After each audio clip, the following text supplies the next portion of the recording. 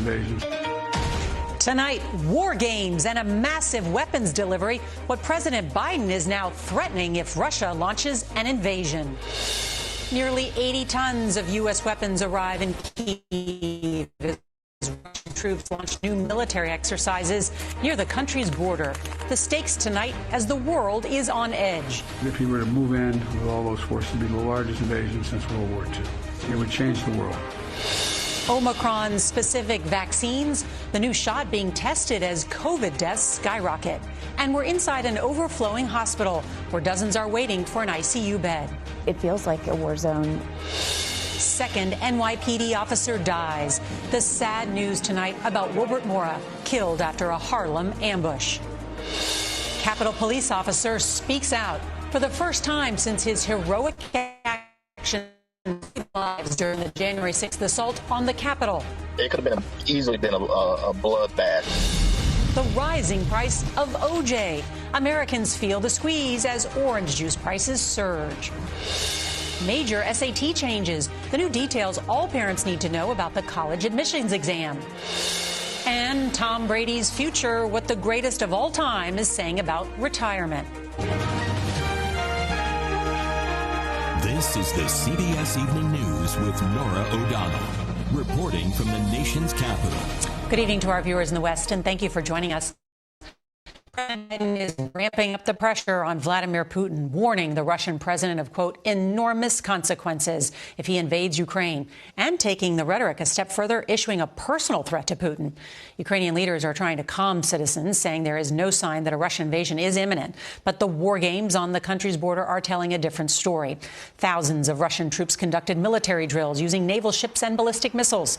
And while U.S. troops wait on heightened alert here, about 300 anti-tank missiles and other American-made weapons like bunker busters arrived in Kyiv today. The administration says diplomacy isn't dead, but tensions are still mounting. The U.S. and allies have vowed to hit Russia with sanctions like never before if Moscow invades. We've got two reports tonight, one from inside Ukraine, but we'll start here in Washington with CBS's Ed O'Keefe at the White House. Good evening, Ed. Good evening, Nora. The White House continues to believe Russia could invade Ukraine at any time, and today went further than ever before to make clear Vladimir Putin will face personal economic sanctions if he invades, and U.S. troops could be headed to the region sooner rather than later. A Russian military show of force today on the country's western border with Ukraine, and no signs that Vladimir Putin plans to back down. That's why President Biden, shopping today at a small business in Washington, says he may soon deploy to Eastern Europe some of the almost 9,000 U.S. troops he's put on heightened alert. I may be moving some of those troops in the nearer term just because it takes time. And again, it's not provocative. Several thousand U.S. troops already in Europe also could be repositioned, but the growing Allied response force is still no match for Putin's roughly 100,000 troops on the ground, at this point almost completely encircling Ukraine. The White House says an invasion is imminent, and Mr. Biden summoned his top national security advisors for a meeting on the crisis, saying he would specifically target Putin with economic sanctions if the Russian leader invades. If he were to move in with all those forces, it would be the largest invasion since World War II. It would change the world. The Russians reiterated today they have no plans to attack. But the administration, fearing Putin could cut off fuel shipments to run through Ukraine in the coming weeks, is now working with oil and gas suppliers around the globe to ensure there is adequate supply. Some Republicans say they fear Mr. Biden is still moving too slowly against Putin. Even when they're taking the right steps now, those right steps tend to be half measures, and they're certainly much too late. But Senate Minority Leader Mitch McConnell, a frequent critic of the president, has a different view. It appears to me the administration is moving in the right direction. Ed joins us now from the White House. So what are you hearing about U.S. troop deployments? Well, CBS News has learned tonight the Pentagon is preparing to announce that elements of the Army's 82nd Airborne Division out of Fort Bragg, North Carolina, could be among the elements deployed to the region. Nora? Ed at the White House, thank you. Well, now to Ukraine, where the crisis deepens as the latest round of military equipment arrived today in support of Kyiv's defense capabilities. And CBS's Holly Williams was there. In Ukraine tonight, a delivery of nearly 300 Javelin anti-tank missiles and other munitions. This is just the latest shipment in $200 million worth of emergency military assistance from the US. Russia still denies it has plans to invade, despite the roughly 100,000 troops it's massed on Ukraine's border. But the US has warned Russia may use unconventional tactics. Paramilitary tactics, so-called gray zone attacks, and actions by Russian soldiers not wearing Russian uniforms. Ukraine's even suggested Russia could stage an accident in a chemical factory as a pretext for moving in. Today, Ukraine arrested what it called a gang planning attacks on infrastructure and claims they were coordinated by Russia. In eastern Ukraine in 2014, we witnessed Russian-backed fighters take control of towns and cities. That conflict's now killed more than 14,000. The US says Russia controls the armed rebels. Can you tell me, are you Ukrainian or are you Russian? I'm just a person. You're just a person? Yes. You won't tell me? No. And suspected Russian hackers have succeeded in crashing the power grid here. When this power station came under attack in 2015, nearly 250,000 people lost electricity. There are still hopes for a diplomatic solution. Tomorrow, Ukrainian and Russian officials will meet in Paris, along with their French and German counterparts. Nora. Holly Williams in Ukraine for us. Thank you. Well, turning now to COVID, Pfizer has announced the start of clinical trials for a new vaccine that will specifically target the Omicron variant. And it couldn't come soon enough, as the 7-day average for COVID deaths near 2,200 a day. That's the highest it's been in nearly a year. CBS's Chris Van Cleve is in hard-hit Oklahoma City. Tonight, a new look inside an Oklahoma City ER overflowing with COVID patients. Dozens are waiting for ICU beds, but every single one at 4 of the state's largest hospitals is full. Officer Brandon Owens has been in the ICU and on a ventilator for more than 2 weeks. He spent 14 years in the military. He did 3 deployments overseas. We'd never expected this to be something that would get him down. The situation is so dire, it prompted this warning. The Oklahoma City healthcare system is at a breaking point. It feels like a war zone when there are fires everywhere, and it's a battle trying to take care of the wounded, trying not to get wounded yourself. Dr. Julie Watson is the chief medical officer at Integris Health. Monday, its hospitals set a new record for COVID patients as the state vaccination rate lingers at less than 55%. Do you feel like you'd be in a better situation if the vaccination rate in Oklahoma was higher? There is no question in my mind. Our ICU physician and I were talking yesterday. He's seeing still mortality rates of up to 50% in ICU patients who are unvaccinated. Up to 50%. The CDC says new data confirms Omicron causes less severe disease than previous strains of the coronavirus. But it is so infectious, it's causing hospitalizations and deaths to rise, something Oklahoma is seeing right now. Is this as bad as it's ever been for your hospitals? I would say yes. This is our 4th wave, and it's demoralizing to not be able to do your job the way that you were trained to do when our job is to save people's lives. Many of the people we've spoken with here in Oklahoma have refused to answer any questions about vaccination status. And tonight, we're learning that scientists around the world are closely watching a subvariant of Omicron that's been found here in the U.S., but they don't know yet just how dangerous it may be. Nora? So demoralizing for those healthcare workers. Thank you for telling their stories, Chris. We have some sad news to report tonight on a story we brought you yesterday. A second New York City police officer died from his injuries after an ambush in Harlem. 27-year-old Wilbert Mora died today, 4 days after he and his partner, rookie officer Jason Rivera, were shot during a domestic disturbance call. Officer Rivera died on Friday. The gunman was shot and killed by another officer. The NYPD commissioner called Officer Mora 3 times a hero for choosing to be a police officer, dying in the line of duty, and then giving the gift of life as an organ donor. Well, the leader of Oath Keepers and 9 other members of that anti-government militia pleaded not guilty today to charges including seditious conspiracy for their alleged roles in the deadly attack on the U.S. Capitol. Tonight, one of the heroes of that dark day is speaking out for the first time. And CBS's Scott MacFarlane has his story. Capitol Police Officer Eugene Goodman, the heroic cop who allowed the mob to chase him up the stairs and drew them away from the Senate chamber, is credited with possibly saving Vice President Mike Pence and several senators as they were forced to evacuate. In the years since, it's been Goodman who's been eluding a curtain call. I didn't know they had gotten far up into the building. So in a new podcast, he's opening up for the first time publicly. You want to de-escalate, but at the same time, you want to survive first. You know what I mean? In this now famous video revealed during President Trump's second impeachment trial, Goodman runs by Utah Republican Senator Mitt Romney and tells him to turn around and run for safety. It could have been easily been a bloodbath. So kudos to everybody there that showed a measure of restraint with regards to deadly force, because it could have been bad. Yeah. Really, really bad. Goodman would escort Vice President Kamala Harris at the inauguration and was later honored with the Congressional Gold Medal. Officer Goodman, thank you.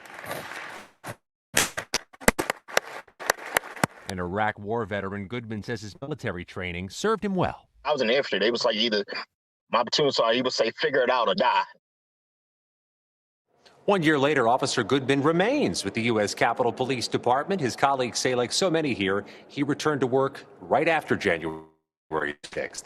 His colleagues also say he's averse to the limelight and did that podcast because it involved one of his friends. Nora? Well, it's good to hear from Officer Goodman. Scott McFarland, thank you. Well, now to some breaking news off the coast of Florida. The Coast Guard tonight has launched a search for 39 people reported missing after a boat believed to be piloted by human smugglers capsized off the coast about 45 miles east of Port St. Lucie. According to a survivor, the boat left the Bahamas on Saturday but encountered rough weather and then capsized. None of them apparently had life vests. Well, few stories affect more Americans than the rising cost of groceries. Overall, the price of groceries are up 6.5% compared to a year ago. Well, now it's the price of orange juice that's putting the squeeze on your pocketbook. CBS's Manuel Bojorquez is in Florida, where they are expected to have the worst orange harvest since World War II. Stay small and it won't get any bigger than that. It's called citrus greening, a disease afflicting orange groves spread by an invasive insect, leaving trees looking like this. So it kills it from the inside? Yeah, all the roots are going to go first. Wow. So when you have no roots, you have no leaves, no fruit. Brian Farina's family established this grove near Orlando 70 years ago. It's hard for him to imagine that the state is forecast to have its smallest orange crop since before the Farinas laid down roots here. This is what you devote your life to? Yep. Yeah, all of our land is citrus, so when you hear numbers like that, it's devastating. There is no known cure for citrus greening. In fact, in groves like this one, it's safe to assume most trees have some degree of it. One telltale sign, the amount of fruit that's fallen to the ground or is unusually small.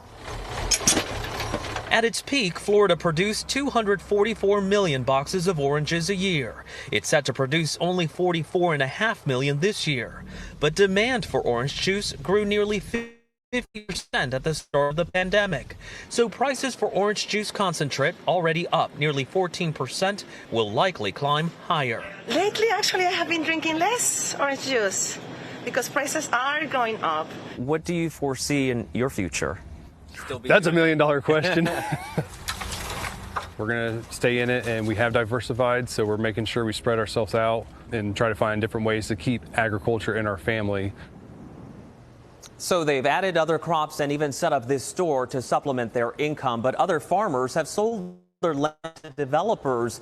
And over the last 20 years, the number of acres harvested for oranges in Florida has dropped by more than half. Nora? Manny Bojorquez, thank you.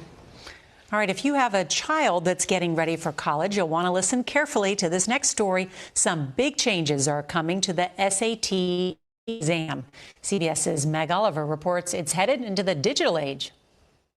High school junior Natalia Cosio is one of the first students to take a test run at the new version of the SAT. Which version of the SAT did you prefer and why? I preferred the digital version because it was a lot more concise. The updated test will be online only. It will be 2 hours instead of 3, with shorter reading passages and calculators allowed for the entire math portion. Students are going to get their scores back faster. And we're going to be able to be a lot more flexible with schools in how and when they give the SAT to students. The SAT has drawn fire from critics for decades. 2021 study shows that admissions tests discriminate against minority and low-income students at selective colleges. Are the SATs still relevant with so many schools going test optional? Not really. In fact, some of the most prestigious schools in the country have dropped the SAT. Schools like Princeton, Stanford, and Notre Dame all make test scores optional on their applications. It's an inaccurate predictor, it's highly coachable, and it's biased against many important populations. And most importantly, schools don't need it. Nearly 80% of schools no longer require the test, despite high interest in the SAT from some students, like Natalia Cosio. It's like a confidence booster if you get a really good score. Maybe a boost of confidence, but no longer a barrier for students striving for their dream school. Meg Oliver, CBS News. And we have some breaking news from the Baseball Hall of Fame. Three-time World Series champ and former Boston Red Sox David Big Papi Ortiz is the lone inductee voted into the class of 2022. It's his first year of eligibility. Baseball writers for the 10th straight year rejected former slugger Barry Bonds and pitching ace Roger Clemens over their suspected use of performance-enhancing drugs. All right, still ahead here on CBS Evening News, why Tom Brady says it's not all about what he wants when it comes to his football career. We got sci-fi stuff happening over here. His distance is futile. No.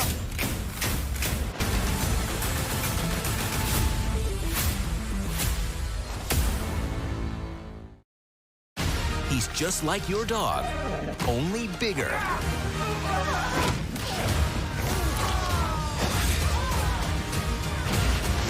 Awesome.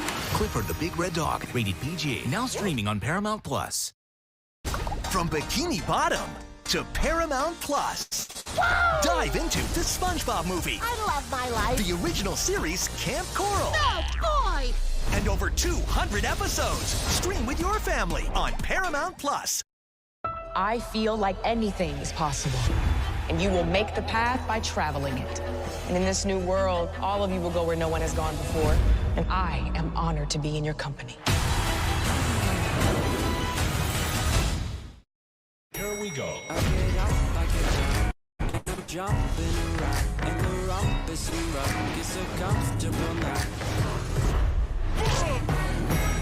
Let's fly. Touchdown! Unbelievable! Incredible! I think we both know there's more to it than that. This is going to be a good thing for everybody. Hello, Master Chief. Here we go. Kevin Hart takes Gayle King inside his journey from the streets of Philadelphia to Hollywood stardom. At the end of my life, I can look and say I lived it to the highest level for me. Now streaming.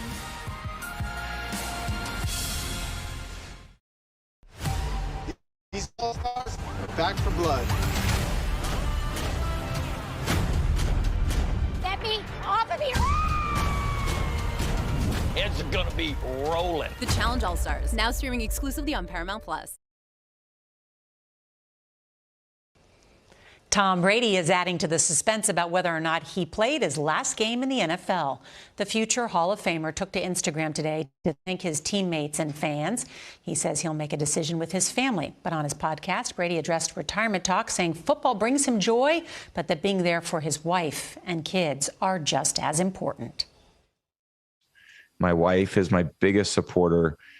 You know, it pains her to see me get hit out there. And, you know, she deserves what she needs from me as a husband. My kids deserve what they need from me as a dad. It's not always what I want. It's what we want as a family. And, you know, I'm going to spend a lot of time with them and then, you know, figure out in the future what's next.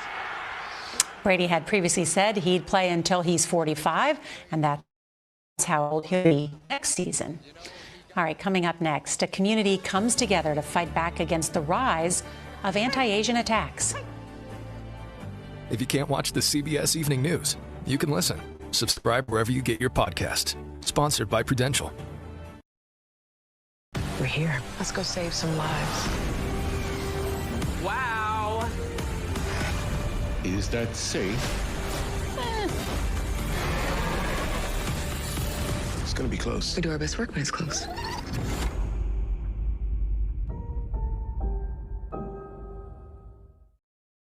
Will you teach me to ride a bike? You're gonna pedal. I'm gonna run behind and hold you out. I'm doing it! I need Mom to sing Soft Kitty. Look at Stephen Hawking over there. He's in a wheelchair. You don't hear him whining about it with his robot voice. Young Sheldon, Thursdays on CBS. The one, the only, James Corden. Look at us back at it. Take a minute for Tom Brady.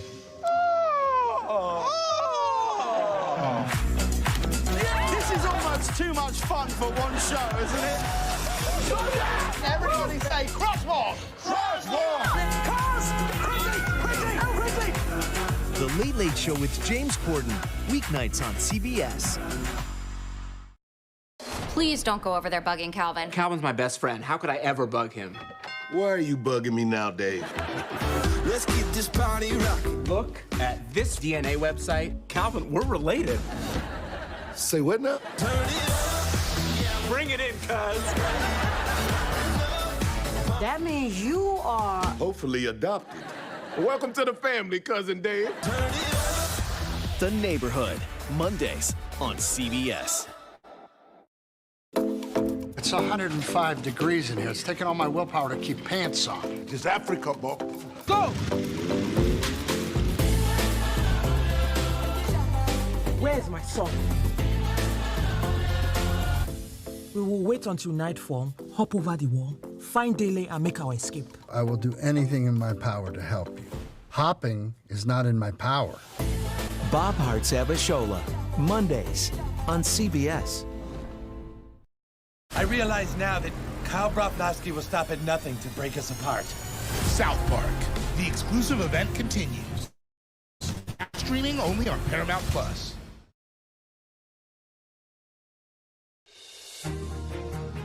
Hate crimes against Asian Americans have risen dramatically since the start of the pandemic. In New York City alone, anti-Asian attacks were up 343% last year, according to the NYPD. CBS's Elaine Quijano visited a group of seniors. Hit, good, nice. They've been taunted and had some close calls, but these Asian American seniors never trained to defend themselves until now. Septuagenarians like New York City native Mary Yuen. Good, Mary, good. What do you think is the most important thing that you've learned so far from the class? To be very aware of your surrounding. And I'm always very aware, but I do have friends who are older or younger. They don't pay attention. Sammy Yen started teaching these self-defense classes at New York City's University Settlement Center after someone told his dad to go back to China. Armed with years of martial arts training, Yen's objective is clear. The simple goal is just to empower the students to be able to go outside, to do their chores, go to work, and just get home safely. Be aware of threats before they happen and give yourself time to get away. Mary Yuen now carries that knowledge with her and gratitude for her young teacher. Keep your eyes on me. Excellent. Very good. What do you think of Sammy? He's really wonderful. He's very dedicated. He doesn't mind if you punch him the wrong way. I don't know. It's like, oh my, it's like, harder. Harder? Sounds like you enjoyed that a little bit. Too much. Defying hate with power and joy. Elaine Quijano, CBS News, New York. Got to stamp out the origins of that hate, too. We'll be right back. Thank you for this food. Thanks to them evil producers on that show called Basketball Exes. Thank you for the real estate blessings you bestow upon Veronica despite her constant fornication. I pray for a short prison sentence for Vince once he get arrested for whatever the hell he's doing. And Dion and Lane, I pray that their private parts never meet again. Amen.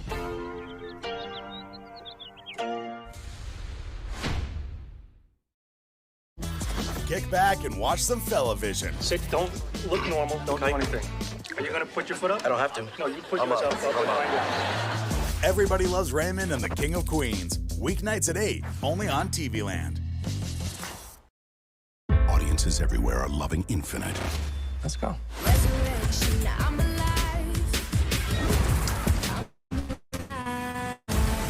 I like you this time around. Infinite, now streaming on Paramount Plus. Savor the perfect scenery. Find joy in the perfect smile. Feel the goosebumps on that perfect roar. A tradition unlike any other. The Masters, this April on CBS and streaming on Paramount Plus. Mr. Knudsen left me a great deal of money, so I bought the Valley Hills Assisted Living Facility. I let him watch me shower, and he left me nothing. You're the shrink. Sometimes it helps to have someone to bounce things off of. You're right, I feel better. Be Positive, Thursdays on CBS. Only 2 rounds remain on the road to the World Cup. And all eyes are on the top spot. One giant step closer to Qatar. The CONCACAF World Cup qualifiers continue, streaming live on Paramount Plus. We're excited to debut our new streaming show, Person to Person, featuring intimate conversations with authors, celebrities, and more. The first episode will premiere tonight at 10:30 p.m. Eastern, 7:30 p.m. Pacific Time on the CBS News app. I sit down with best-selling author and researcher Brené Brown. Download the CBS News app on your cell phone, tablet, or smart TV. And remember, for this show, if you can't watch us live, set your DVR so you can watch us later. That's tonight's CBS Evening News. I'm Norah O'Donnell here in our nation's capital. Good night.